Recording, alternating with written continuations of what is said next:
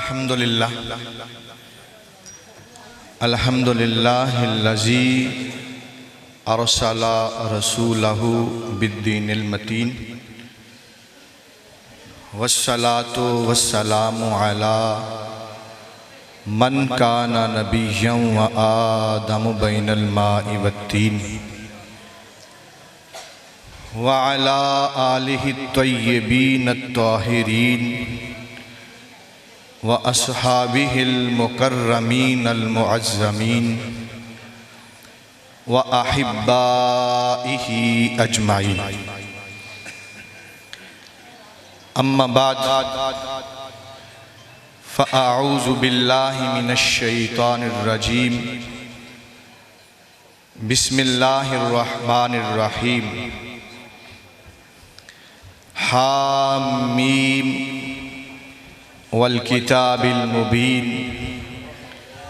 इन्ना अंज़लनाहु फ़ी लैलतिन मुबारकह इन्ना कुन्ना मुंज़िरीन।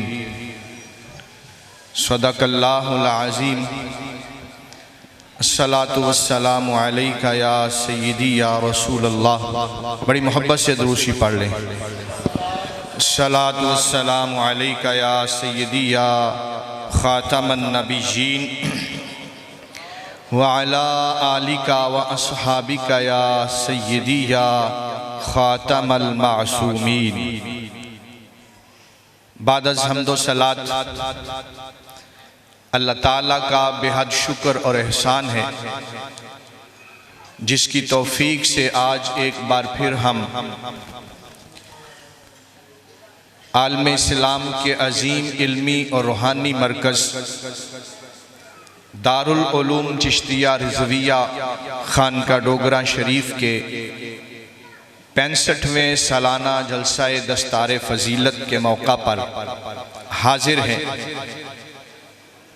जिसकी क़यादत सरपरस्ती उस्ताजी व उस्ताज़ोना शेखी व शेखोना मुर्शिदी व मुर्शिदोना शेखुल हदीस व तफसीर पैकर सिद्क़ व इखलास जामे माकूल व मनकूल पीर तरीक़त रहबर शरीयत हुज़ूर क़िबला चंद पीर सरकार मत्ताअनल्लाहु बितूल हयातिही व दामत बरकातुहुमुल कुद्सिया फरमा रहे हैं।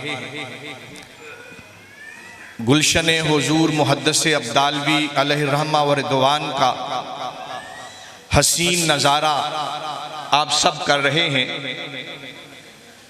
अल्लाह ताला इस गुलशन को ता क़यामे क़यामत शादो आबाद फरमाए। हाज़रीन मोहतरम, गुज़श्ता शब जो गुज़री शब बराअत, उसके मुताल्लिक कुरान करीम में जो आया मुबारका पेश की जाती है सूरह दुखान की, अल्लाह रब्बुल इज़्ज़त ने इरशाद फरमाया हामीम रूफ़े मुक़त्ताआत हैं। इनके मानी 1400 साल में किसी मुतरजम ने नहीं किए, क्योंकि हुज़ूर ने फरमाया हाज़िही सिर्रुम बैनल्लाहि व रसूलिही, ये मेरे और अल्लाह के दरमियान राज की बातें हैं। वल किताबिल मुबीन, कसम है कुरान मजीद की, बेशक हमने इस कुरान को बरकत वाली रात में नाजिल किया। अल्लाह रब्बुल इज़्ज़त ने शाबान की 15वीं रात को बरकत वाली रात फरमाया। उसकी वजह क्या है कि इसकी निस्बत नुज़ूल कुरान के साथ हो गई। एक और जगह पे अल्लाह पाक ने फरमाया इन्ना अंज़लनाहु फ़ी लैलतिल क़द्र, बेशक हमने इस कुरान को शब कदर में नाजिल किया। दूसरी रात को अल्लाह ने कदर वाली रात फरमाया, इसलिए कि उसकी निस्बत भी नुज़ूल कुरान के साथ है। अब रातें दो हैं, बाज लोग मुगालता डालते हैं कि कुरान तो एक ही है, लिहाजा ये रात भी एक है। मुफस्सिरीन किराम ने इसकी तत्बीक बड़े खूबसूरत अंदाज में यूं फरमाई है कि जिस तरह रातें दो हैं तो कुरान के नुज़ूल की सूरतें भी दो हैं। एक फरमाया कि लोहे महफूज से यक बारगी सारा कुरान पहले आसमान पे नाज़िल हुआ, दूसरा पहले आसमान से तदरीजन आहिस्ता आहिस्ता और ज़रूरतन हज़रत जिब्रील अमीन पहले आसमान से आपको मखसूस आयात अता की जाती तो वो ज़मीन पर क़ल्बे मुस्तफ़ा पर लाकर नाजिल करते। ये तकरीबन 23 साल के अरसे में नाजिल हुआ। तो एक नुज़ूल की सूरत यकबारगी, दूसरी तदरीजन। मुफस्सिरीन ने फरमाया कि जिस रात में यकबारगी कुरान नाजिल हुआ उसे शबे मुबारका यानी शबे बरात कहा जाता है, और जिस रात से तदरीजन नुज़ूल का आगाज हुआ उस रात को शबे कदर कहा जाता है। अब जो मैं अर्ज करना चाहता हूं कि दोनों रातों की निस्बत कुरान के साथ हो गई। रब ने दोनों रातों को बरकत वाला और अजमत वाला फरमा दिया। पता चला अगर रात की निस्बत कुरान के साथ हो जाए वो कुरान भी अजमतों, वो रात भी अजमतों वाली बन जाती है। तो जिस बंदा मोमिन की निस्बत कुरान से हो जाती है वो बंदा भी अजमतों वाला बन जाता। एक और एग्जाम्पल देकर मैं बात जहनों के करीब करना चाहता हूं कि हमारे बच्चे जब स्कूल में जाते हैं, किताबें लेकर जाते हैं, वो किताबें कागज की बनी हैं। किसी पे बायोलॉजी सब्जेक्ट लिखा है, किसी पे फिजिक्स है, किसी पे रियाजी, किसी पे कंप्यूटर है, और एक कागज जिस पे अल्लाह का कुरान लिखा है वो भी कागज है, ये भी कागज, वो भी इन्हीं फैक्ट्रियों से बना, ये भी इन्हीं फैक्ट्रियों से बना। वो कागज भी इंसानों ने बनाया, ये कागज भी इंसानों ने बनाया।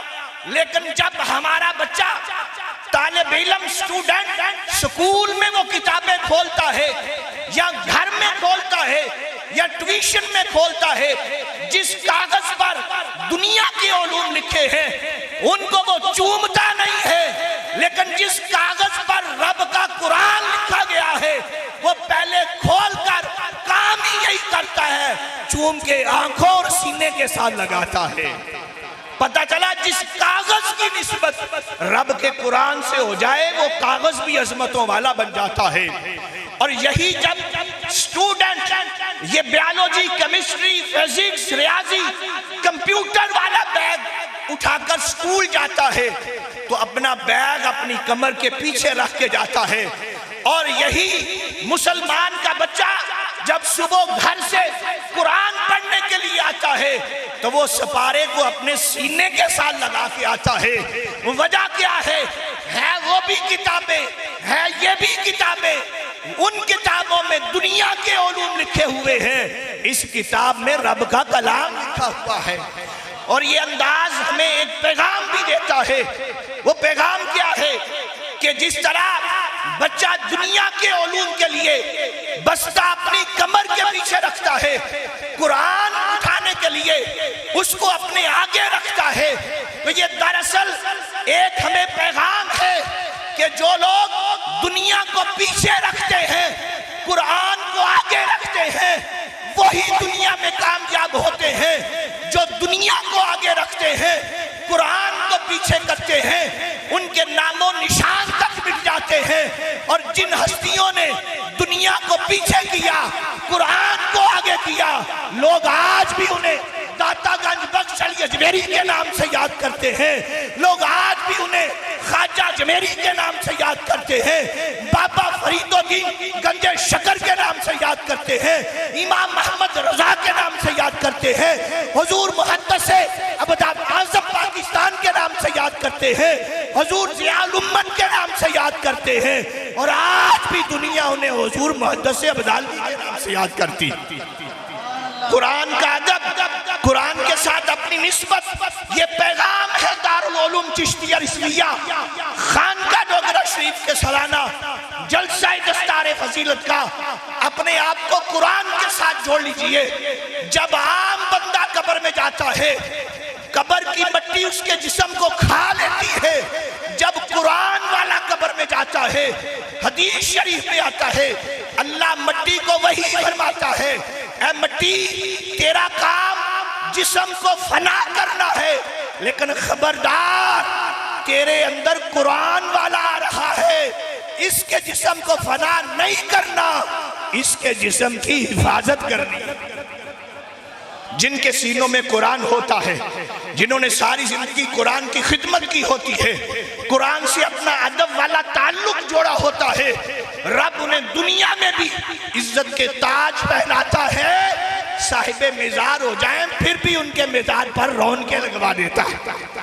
हजरत इमाम आजम अबू हनीफा रज़ी अल्लाह ताला अन्हु, जिनके उर्स पाक की भी इसमें नशिस्त शामिल है, जिनकी वजह से हम हनफी हैं, वो कुरान का अदब कैसे करते थे। जिस अलमारी में कुरान रखा जाता था उसमें एक ताक होता था, ताक को एक ताला लगता था, ताले की एक चाबी होती थी।